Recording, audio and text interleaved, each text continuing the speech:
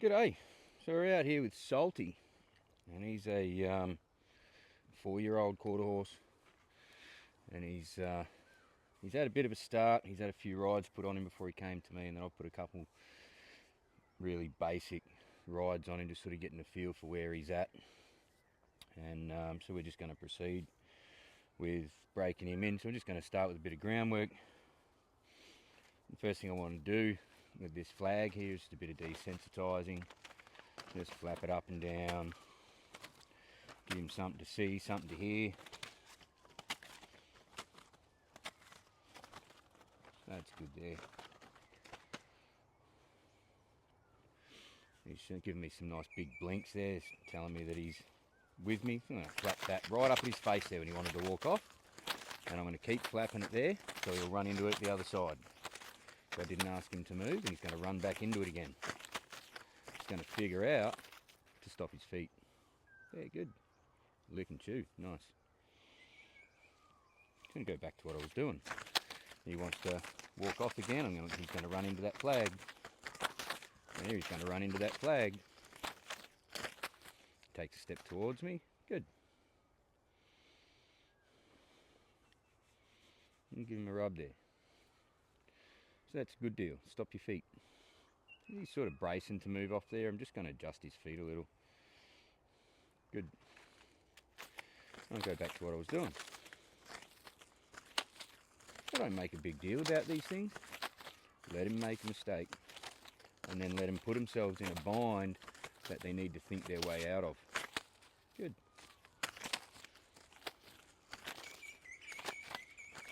And this is how we get a horse nice and quiet and, you know, going towards what you would call bomb-proof, is by letting them get overstimulated by something like this flag, and then figure out that they're in control of when it stops. When they stop and relax and think instead of reacting, that's when it goes away. Good kid. Touch and rub him with it. And I'll flick it up over his neck there. Let it go over the other side of him so he sees it out of both eyes. So I like how he's connecting up there with me. That's really nice, that's cool. Around behind his legs there, he's a bit twitchy on his bum there, so I'll stick at that spot till he stops twitching. Under his belly. Up over his back again. Over his neck. Side to side. Under his chin. Good, big blink there, I'll stop there, good.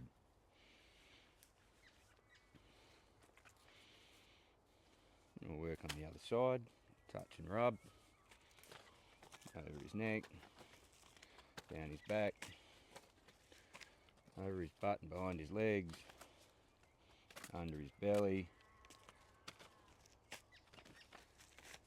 side to side, under his chin, over his head.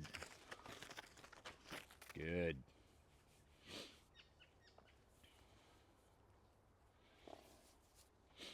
Well, the next thing I'm going to do, just send him off here. Now, he's a little bit more advanced than a breaker that I'd normally have in from the start. Obviously, he's done a little bit. I'm just going to. He's got a tendency though to want to lean on that lead. So when he takes the slack out of it, I'm going to bump him off it.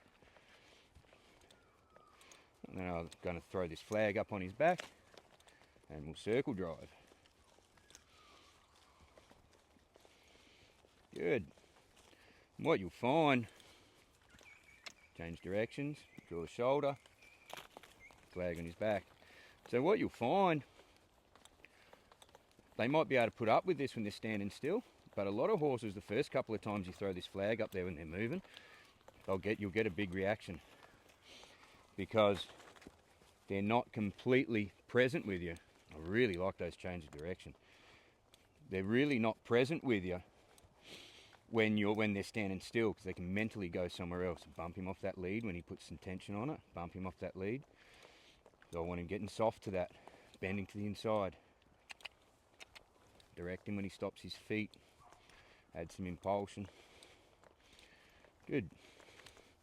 Yield the hindquarter, draw the shoulder through. Nice. Good. And so now I'll move up to the next stage. I'll start flapping that flag up and down. And this is where with a lot of horses you will get a bit more of a reaction doing this, because again, their feet are moving, they can't mentally escape from it and ignore it.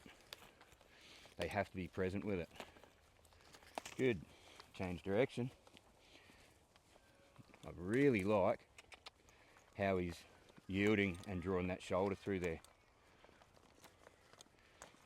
Bracing on that lead there. I'm going to bump him off it.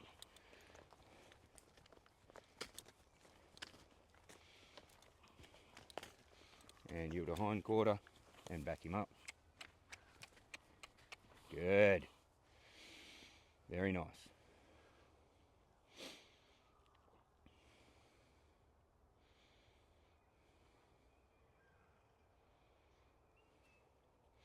I'm just going to give him a second there to relax a little bit. Give him a rub. He has shown a bit of a tendency to want to push in and sort of get into my space here the last couple of times I've worked with him, so it's something I've been working on, is making him more respectful of my space.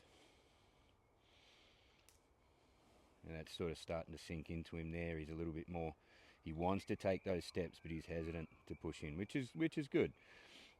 I want to be able to approach him and reward him with a good rub and connect with him there.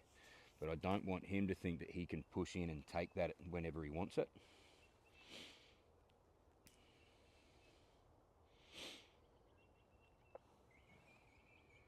I might step back here and offer him a chance to draw in. There, good. I like that a lot. But he still didn't sort of take the piss with it, where he didn't think that that's his opportunity to really push in. He was really tentative about the one. I took one step, he took one step. And he's come a bit further there, but he's just taken the one step. He's been real tentative about it. So that's good. He's learning pretty quick.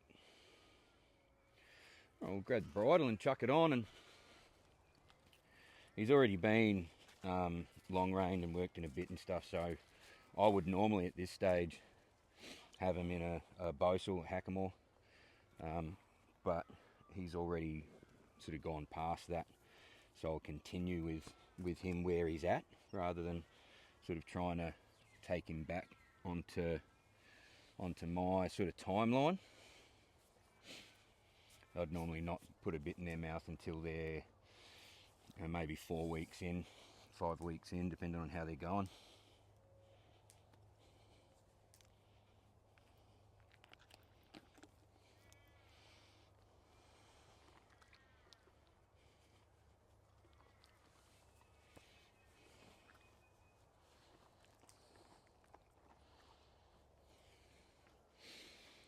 He's a little bit sensitive about how he takes that bit in his mouth. He'll probably need to get his teeth done, I think. Add that to the list.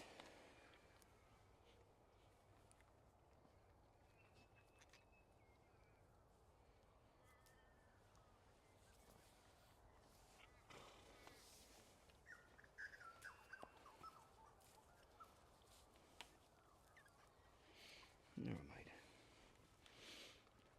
Even though I've ridden him a couple of times, and I know that there's no real dirt in him and he's not going to overreact or anything like that, with these young horses, I still like to bring them out to the centre of the arena. There's a bit of room for them to move. You know, if they do get a fright, you know, they've got somewhere to go. They're not going to be jammed into a fence and cause a big wreck. I'm going to check on my lateral flexion. As long as he's moving his feet, I'm just going to move with him. When he stops his feet and gets soft, then I'll release. But until he gets soft, I'm not going to release that rein there.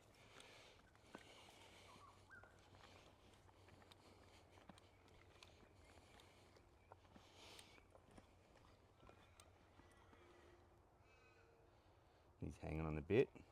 There, he just makes a little effort to get soft. I'll release there and give him a little rub. Good.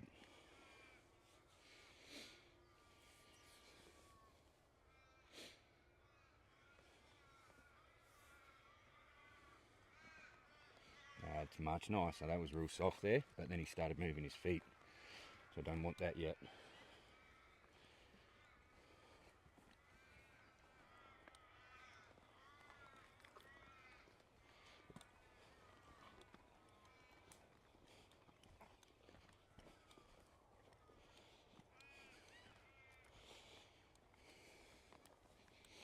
I'm just going to keep moving with him as long as he's moving.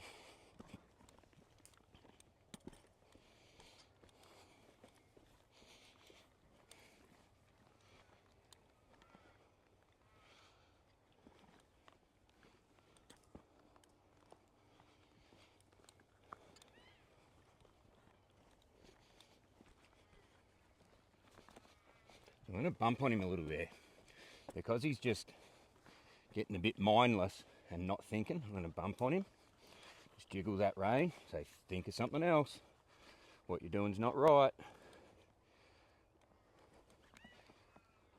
There, wait for him to make an effort, make a little effort for me. He's just hanging on that bit there.